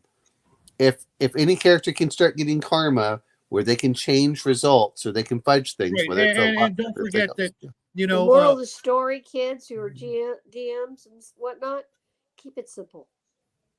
Keep it simple. Keep it simple enough that your players aren't going to get into existential crisis. In a long-running campaign, your character may start out as one thing, but at the end of their journey, they may be very different. Babylon 5 was a great example when Jakar says, I need to be more priest than warrior. He Well, had well, no the, intention of going that route when the show started, but by the end, he was a completely different being. well, what was the I forgot what her name was. The one that they were talking about being touched by a Vorlon. Where she started off, and you had Bester, and then he had all of the other psionics. But when she went to the Vorlon, she became much more powerful. Um, you know, eh, all characters should develop in some way, shape, or form from what they originally are, and I know Babylon that. 5 had quite a few characters that went through spiritual development. Yeah, From well, I'm where not they even saying started. spiritual. I'm just saying, but what the characters should be at the beginning should not be where they are at the end. Otherwise, you have no Right. character growth, and Right, that's the whole thing. absolutely. Is And that's kind of what I'm getting at is, yeah. if you're running a synthoid of some sort, where do you go? Where can you go, or are you stuck like an AD&D, demi-human who's maxed out in levels? What do you do? I mean, do you just go home, or do you keep adventuring? You're going to keep adventuring because you never know what's around the other corner. You might find that one thing that boosts you into the next, stage of your life to where you can maybe go to that next level or become Are something completely levels? different. I mean, the problem is we're looking at power for levels rather than what you're doing with it. Is because you can still be 5th through 7th level for whatever you are, and be a king in your kingdom. You can expand things out. You can There are still, different kinds of power. Yes. yeah, Something yeah. we'll Well, what I do mean is the problem is that all too often we look at the mechanical part of the character rather than really looking at like where are you. Let's be honest. socially. Yeah, Socially. If you socially. rolled up like a double aught soch, Right. in AD&D, Because and like you the decide to go earliest games adventuring, had caps, and people don't understand that. I mean, because people didn't understand that when they got the games, they didn't understand there was caps. Like no one envisioned initially the D&D characters going past a certain level. No, right? and The I can Gygax himself say said 11. that knowing why El uh, deities and demigods was written. You go in there and you read why it was written. It's obvious. They state why they did it, and Well, then of even course everybody ignored it. Then they went well, off no, and no. killed the Even gods. even in regular D&D, well, in the Dungeon Master's Guide, it mentioned that. But really, the point is BX. It still had a level cap. That didn't stop people from playing elves or dwarves. It didn't, Yeah, or Right. halflings. It was But like, okay, what about other but even games? humans weren't supposed to be infinite levels. Is what I'm no, getting no, at. no, no. They And did 14, and then that's just later on they something went that to happened because 36. people didn't understand that. Tell that to your group of 6 to 8 players who've been playing for Well, 7 years. I'm not saying I'm just saying so if you went with that there's only so many levels, like Warriors of Mars, you've got Mhm. 13 levels max. And it's Yep. important because everybody's a fighter. You don't have other classes. Yep. And that's how you figure out your to hits is part of it is based on the level difference, the number. So so you can't have people infinitely accelerating forever, infinitely Well, no, their because levels in that game. eventually the DM will die. But Well, in a yeah, long we know that, but I'm saying when they put the game together, they weren't thinking like that. Well, So when you look at the even beginnings, Palladium has a cap of 15th level, and there's a reason for. I have no problems with caps. What bothers me is when when the game relies more on the new powers you get Mhm. rather than being intriguing. And I know, like, I listened to Dungeon Craft, and he talks about his players have been playing only at 6th level for the last 20 or 30 years. these people never Did get you above. just say Dungeon Professor? Yeah, Yes. Dungeon Yeah, I'm Professor, gonna they even boot go you from above a the certain show. level, man. I can't stand that guy. Well, you don't have to stand someone, but he does have a But good his point, which players are is, happy, so he's doing yeah, something right with his crew. yeah. Okay. Right. And it must be nice to have a group like that doesn't read anything else but what he puts in front of them. Um, No, no, no, here- no. To be fair, most people read all the other stuff. But if you're having fun, you, you know, I So yeah. the thing that I think he's getting at there is the experience that they're going through engaging to them. if that is And the if case, it that's is, then awesome. that's really all that matters because in the end, no matter what little perks we put in a game system, no matter what little gold stars we put out there for people to collect. At the end of the day, it's about engagement in the actual game, in the story, in what's going on. I mean, why do people play Call of Cthulhu when they know that they're probably going to die or go insane? Because they're tourists. They know they enjoy Or they want to be the in the horror horror movie genre. for a short amount of time, maybe a long amount of time, but it's not. I can't imagine a Call of Cthulhu game with the same characters going on for 5 years. A Right. year stretch. But I think Vampire the Masquerade would be much better at a longer term game. I'm going to bring up. I'm going to mention this much because Yale Geek is running Orient on the Express.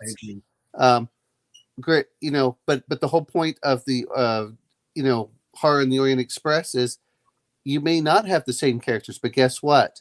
You can go through the same story, and as one character dies, you create a new one, and they come into the story, and they pick up. Where the you pick it up. Right. Yeah. Not everything has to be like I have to play one character the entire time. It's right. Yeah.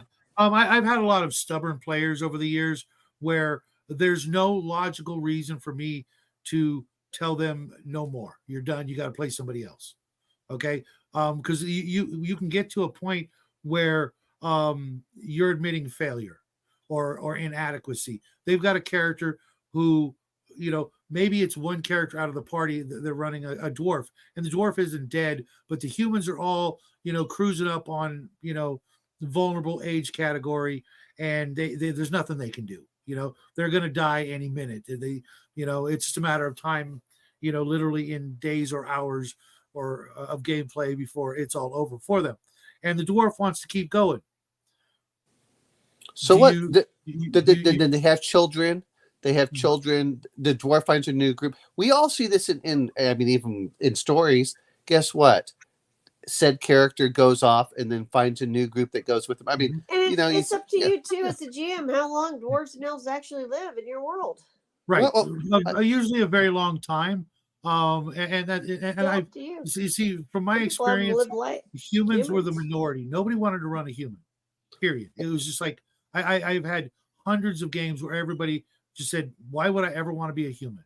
And part of that is part of the reason that you had those level limits to discourage some of that with the understanding. I mean, right. Whether we like it or not, D&D is a game.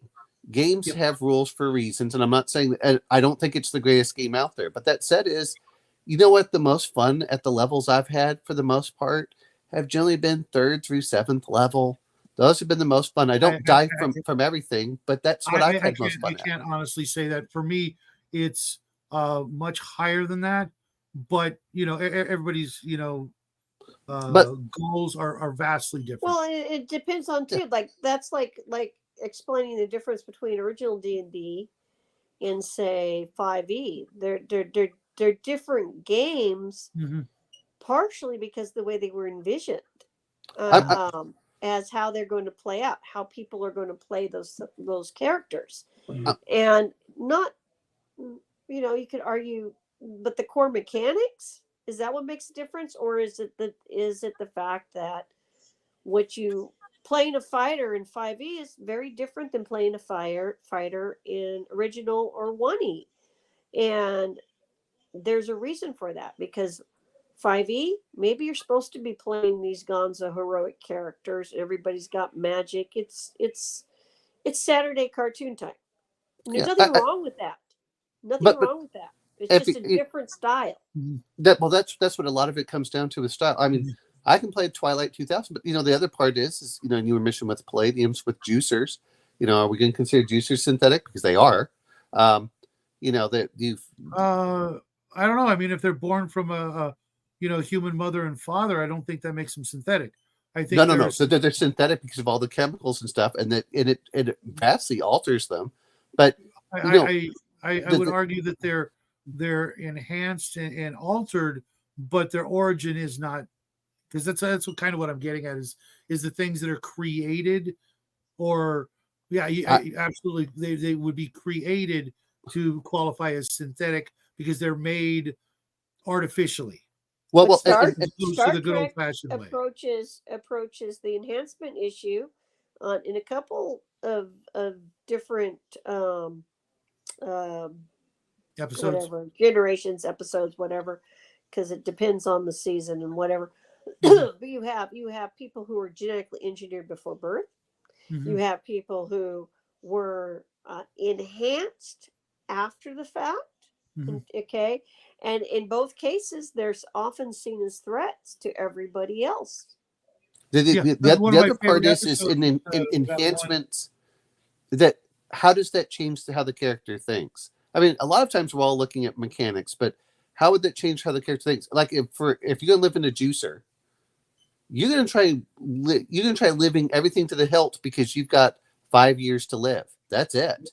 And Mhm. the same thing happens. To be fair, that's what happens when you compare humans to dwarves or elves. It's when you mention these things that have very long lifespans, then how do they start viewing it? Do they view it more as pets? But I think that's part of the aspect is if you're a droid, let's use C3PO as an example. C3PO was disassembled. Now, for a normal player, that means you're dead. But for C3PO, it's like, okay, we can put you back together. You have kind of immortality, but you can still, get Or completely destroyed. basically the Avengers. I remember a big storyline where they did take his ass apart, and it was kind of horrific as a youngster reading it. Um, yeah, I think it depends because if you're, as the player, you want to have room to grow. You want Yes, to, yes, I agree with that. and that's not exactly easy for something that we'll call a synthetic versus everything else. It's got you know a finite amount of time, a beginning and middle and an end to their story arc. With something else with a much longer lifespan, whether it be a robot, uh some sort of weird creation in And somebody's laboratory and in with. something like D&D, we've got individuals trying to reach immortality, and they get kind of Yep. there, like lich lords. The, the, Um, the, Vampires. well, yeah, and that creates the story from that is now what are you looking at? Because that mortality, I guess this is when we were talking about synthetics and in many cases, you still want that mortality. And then the question is, okay, you become a Awesome, Mark. vampire. I'm jealous. You know, do you lose your soul? You lose your soul from that aspect when you go to Lich Lord or Vampire. awesome, Iron Man. You've lost your soul for that, but then your synthetic, or let's perfect example would be, I guess, your 5e Warforged. Now you're coming over, and they are Mhm. synthetics. Now it's the questions. Okay, how does that work out? Which one And, is and, now and more albeit for human? most players, they're not going to have these kinds of and questions.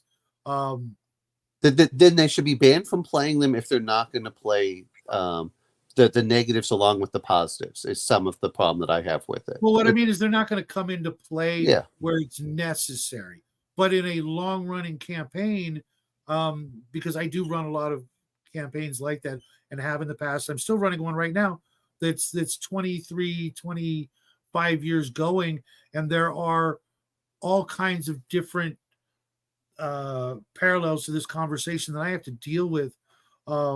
What one character, give you an example, one of my oldest friends, he created through what I was telling you guys about the total recall technology to where he could download his consciousness. But then he came across cloning technology, and the original created a corporation of clones of himself with where the main guy could program by downloading whatever he wanted into any clone and send them off on a job to do whatever.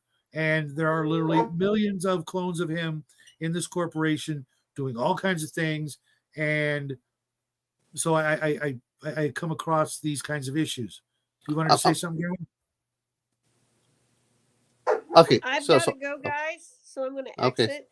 The dogs are Okay. barking. All right. People See are you later. arriving. No worries. Good Enjoy night. your game or your get together. Thanks for joining us, Grandma. It's always a pleasure. I hope to see you soon. So I'm gonna bring up something which while we're talking about this, two things are important. One is the DM has to find it interesting and compelling, otherwise he'll get bored. And then the player has to find it interesting and compelling. Otherwise, they get bored. Absolutely. And you know, a lot of times, and I'm not disagreeing with the whole theological aspect, but those are the things that come into it. And boy, you want to talk about some players getting mad when you say, okay, your character's this, but he doesn't have a soul. It has no mechanical impact at all on the game, and they get offended. And you're like, no, that's part of what comes in this world. If, like you said, if you're going to do that, and boy, people are like, no, I have a soul. You know, it's the same thing of, you know, but it's funny watching people get some visceral reactions to it. But it's some of these things, whenever it comes to sci-fi, is part of the reason I like sci-fi is it allows you to explore those. In fantasy, it's usually set. Players know what the world is set. It has a strong cosmological, you know, this is the way it works, and this is the way it goes in, and that's well built into the background of it.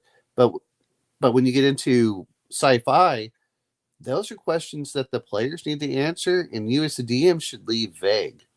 And by doing so, I'm not saying you don't put in some of the negatives, but it's like, okay, I think all of us would agree that probably Bishop in Aliens was probably was one of the most human characters in there. You know, it was. I think he was. You know, he was much more human than his flesh and blood version in, you know, Alien 3. But I think that's the fun part of playing those, is to say, okay, you know, you do have this. Even if you don't have it metaphysically, the other characters / players will still usually give you a funeral if you die. Just, you know, it's like, well, you know, we're going to send you off because you were part of the team. You were important. Actually, I think when they killed off Data in what was that movie? Was it Star Trek Nemesis or whatever? That was part of the. You were supposed to feel an emotional reaction towards that, and that's, to me, is the most important thing of whenever you're talking about the you know, the synthetics, is you should feel a loss when they disappear, regardless of where they came from, or relief in certain cases. You know, it's you know, so I think that's where sometimes we get to it. Now, players can fight about it all you want, but if you don't make it a mechanical, then that leaves it up into the, you know, war and how everything else looks at it. And I think that's, from a DM standpoint, I think that's where sometimes we need to look at it. It's like, oh, but like you said, if they're multi-generational, you know, oh, look, we're going to just clone you over and over again. The only problem I have with that is, are you cheapening the game by not having consequences? Okay, you're dead. Oh, I'll just be brought back to life. That's one of the reasons I know that you don't like resurrection in your games, and I don't either. There has to be a consequence. There has to be, you know, I know people hate hearing, there has to be a way to win and there has to be a way to lose.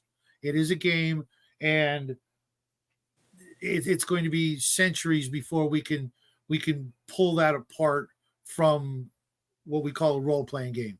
There are always going to be people who want to win at it, and there are always going to be people who lose at it. But in the game, it's not a game. Well, but in the game, winning is fun. If you aren't having fun, you've lost the game. I mean, whether you like it or not. Absolutely. And the same thing with winning is, I talk to some people and they're like, I had so much fun, my character died, and they show up again next week. And others like, my character doesn't die, no one dies, and they go, I'm bored, you know. and I think that's where it comes into it. I know I was telling my friend about, you know, an old BX game we're playing, which we've lost like 20 characters. I think we're at 20 characters lost so far in a year. I mean, that's a high mortality rate. And without it, you end up in you know, a one of those power fantasy situations where everything just goes swimmingly for everybody.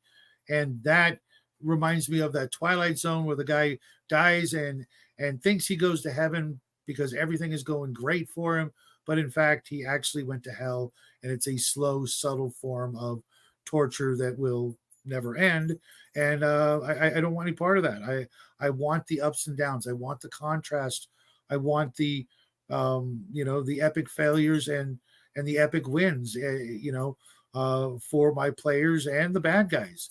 It's otherwise it is, too much like watching a movie where within 20 minutes you know how it's going to end, or like when I used to watch Star Trek and we get pissed off that certain characters wouldn't die, and would be brought back, or just some uh some plot armor would keep them in the show because they had signed a contract for the whole year. I don't. That's why I don't watch a lot of movies and TV, because I can see it a mile away and I know, oh, they're going to be fine. They'll be in next Well, episode. And I with a game, you never know that that's going to be the case. You can die at a moment's notice, and it has nothing to do with friendship or keeping the game running. Your character can fail a saving throw in front of everybody at 20th level and you're dead. well, You can and make for one me, at first level and everybody's like, oh my god, I don't know how you made that. I hate to quote Stranger Things, but that's why we play the game. well, I mean, those I don't like who killing knows off what's going to characters. happen I'll be moment. honest, but I do like to wound them, and I do like to give them, a lot of, like, look, like we have one character in that BX game, Angus One Eye. All right, the fact he lost an eye makes him more interesting than if he'd just been dead. To be fair, I mean, but sometimes I feel like we need both. Shadow of you. Nope, you're still moving. But no, there's just, I think that even players, when they do this, understand that, some of them get mad about it, but it's like, look, if you know there's a real risk, you start thinking, you start doing it. I don't like all the D&D that was fail saving throw instant death. I didn't like that aspect, but I did like the part where it's like, okay, you're poisoned. You have X number of time to get that person to a healer before they're dead. That to me is more interesting, because now I've put a clock on them and now they have to move. And those are the things that, whether it's synthetics or going back to that synthetic part, is the same thing that happens with the the replicants over in Blade Runner. You got 4 years. Make the best of those 4 years. The problem that I find all too often is sometimes players want to play every day, but like we're talking about with that juicer, guess what? When you start putting downtime in there, that clock is running out. Now all of a sudden the player feels it. We've got to do this. And then the other part is, if they know that they have a limited amount of time, they're willing to do heroic sacrifices. Let's do I want to go out in a flash of glory. I don't want to die in my bed. Weird. I just realized in the 20 plus years I played Palladium, not one player ever played a juicer. You know what? I used to, when I was young, I played the juicer because you could jack up the stats really high, and the time didn't matter because we didn't play downtime. That's the problem with it. But when you start putting that downtime in there, just like you were talking about those characters that are aging out, when players know those characters are aging out, guess what happens when that high level character is now 16th level or something? Now they're starting to look at, is Lichdom worth it? Or is it? And then the other part is what is my legacy? Do I have children? And then they'll start passing it on to their characters. The multi-generational games in certain cases. But talking about your synthetics, let's not forget about a perfect example would be Helper from Venture Brothers. Guess what? Helper gets passed down from generation to generation. So now you get some of those. While we're always looking at the player characters, in certain cases we can look at them as our retainers and our hirelings. NPCs, that whole idea. Some of them I've had that would last for good long times, and the players would eventually be like, hey, what's going on with that? And that leads them on to other potential adventure ideas. And there are certain characters in what stories or anything else that are fantastic when they're done in small doses, and the guy can do that. You can do that in the background for certain things. That's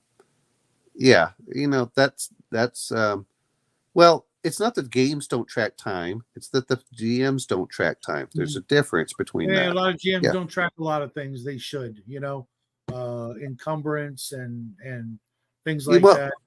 general rule for encumbrance is if it sounds reasonable, I'll let you carry it. If it isn't, and the question is, does it make for a better game? That's the question. And what type of game are we going for?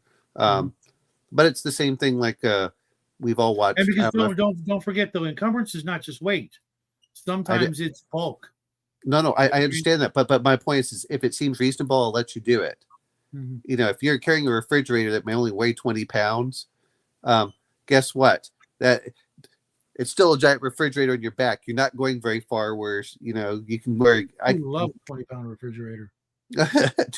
well, I'm just saying that you've got these big.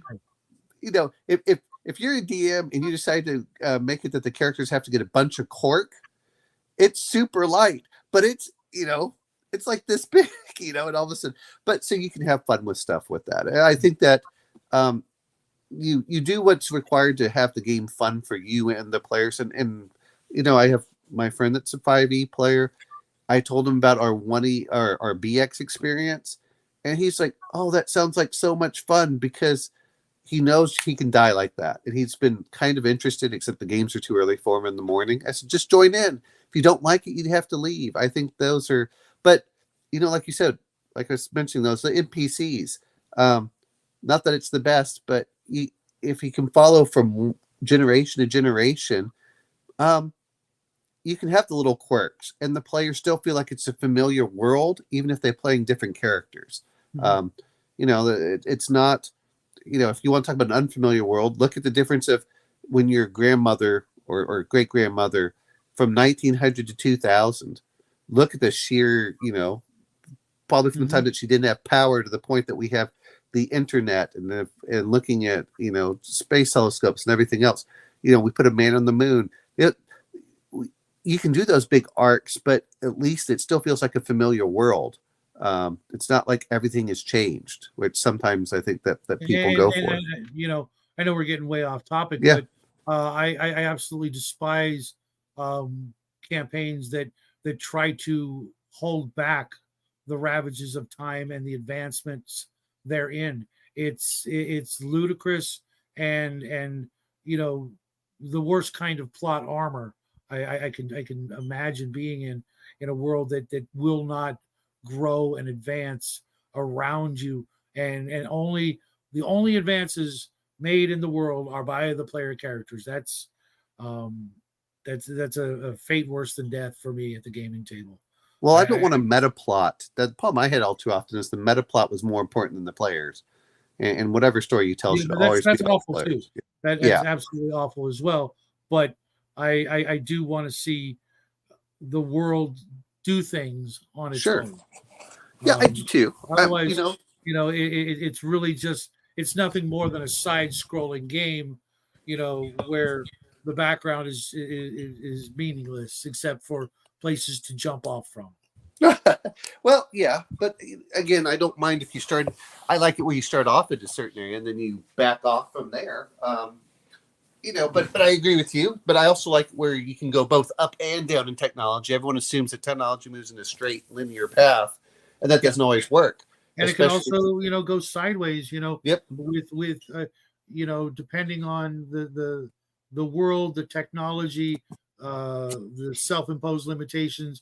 If you allow, like I do, if you allow psionics and magic and technology and mutations and things like that, all in the same potential world or setting or universe as I do, you're going to come up with some amazing things that you never ever expected to see, and you've got to be able to react, and you've got to be able to improvise and provide the illusion that it was all you were ready for whatever comes your way as a GM. Well, you know what though is, and this is what I found, most players are very forgiving even if you screw up as a GM. Because a lot of them want to play. Now that said, is you also get the forever GMs because they want to have that control. But time passing. Mercurius. Yeah. I don't know what that is.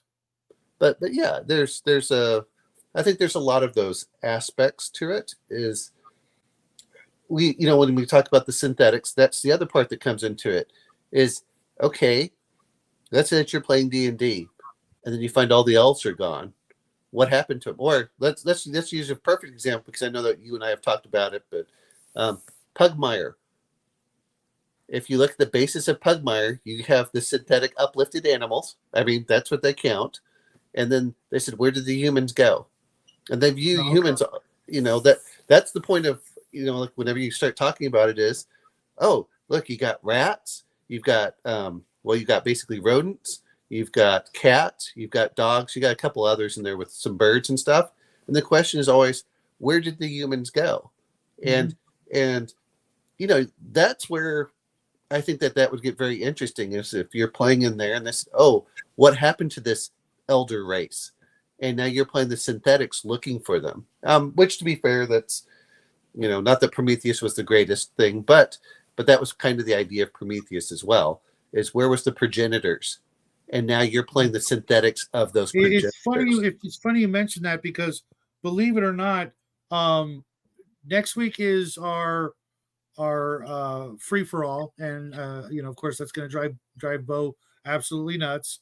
But next week is a free for all sci-fi chat, and we'll talk about whatever comes up. If folks in the chat have some questions or some ideas or some things they just would like to talk about, go ahead and leave them in the comment section in this video, or somewhere else later on. You can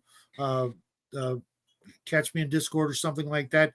But the following week, hey Raven, just as we're ending the show, the first week in March, we are actually going to be talking about the precursors, a topic we have never talked about, and something I have always loved when a story does that, whether it's because of my fascination with archaeology and forgotten and lost, cultures and things that we're only still just discovering, or from some of the great sci-fi novels and stories and TV and all that sort of thing, where there was this ancient race from long ago that maybe they seeded the galaxy, or maybe something like that.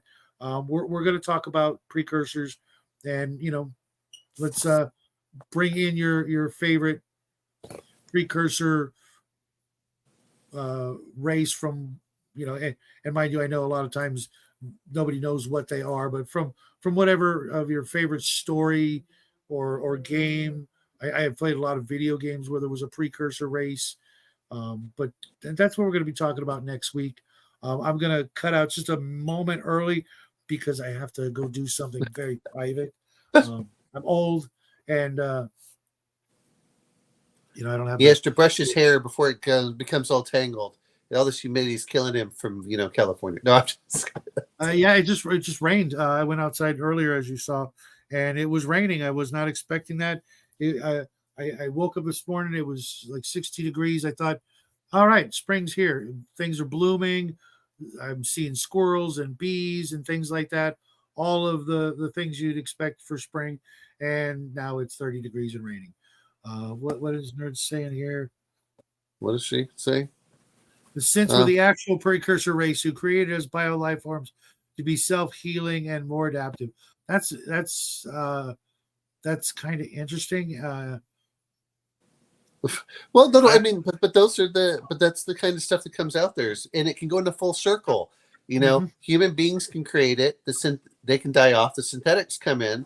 The synthetics say we're going to bring them back. Then the synthetics die off, and we can go in this weird. Actually, that's kind of what they did in the Matrix. Or Planet of the Apes, infinite loop of rinse and repeat. But yeah, folks, just remember to treat your synthetic friends and compatriots in your party. Treat them nice. You never know what's going to happen with them. You never know when they're going to get their own soul, and you never know when they're going to outlive you, and have to be the ones changing your depends. So everybody out there in TV land, have a great weekend. We get a three-day weekend here, and we're gonna enjoy it to the fullest. I hope you guys have a great weekend. Owen, thanks for sticking around. Bo, thanks for dropping by. RPG Grandma. I don't know where everybody else was tonight. I'm gonna have to strangle them because most of them are in my game tomorrow night. I'm gonna try, Omen, to be on Discord early so we can get the game started early, and if it's early enough, we can take care of that thing with your backstory. Oh no, that's cool. I mean, that's what I was hoping for actually today. I just didn't see you, so it's like, all right. Yeah. So thanks everybody. I will see you guys tomorrow. Actually, I'm gonna in about 15 minutes or so. I will be over at the Quantum Show with Nathan Allen, and hopefully you guys who are interested in all kinds of weird UFO, Bigfooty stuff will come over and join us there. But I really got to go, folks. Thanks for playing along. I will see you guys later.